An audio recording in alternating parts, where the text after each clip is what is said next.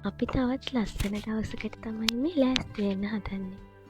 මේ ඔක්තෝබර් මාසේ 22 වෙනිදා.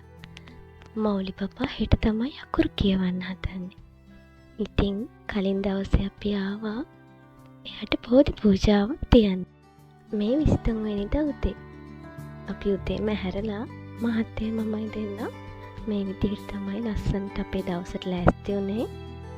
අපේ මෞලි බබත් ලස්සනට ලෑස්ති වෙලා හරි ආසාවෙන් හිටියේ මේ දවස එනකන්. නැකත් වෙලාවට කලින් බුදුන් වැඳලා මෞලි පපාට ආශිර්වාද අරගෙන එයාට ඉස්සෙල්ලාම තාත්තා තමයි අකුරු කියෙව්වේ. එයා හරි ආසාවෙන් අකුරු කිව්වා.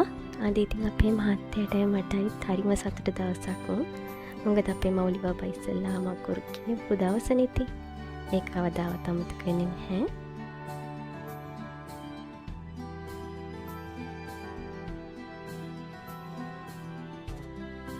තාත්තා ඊයයි අකුරු ලියලා පාට කරලා ඉවරුණාට පස්සේ මමත් එයාට ඉතින් අකුරක් ලියවුවා.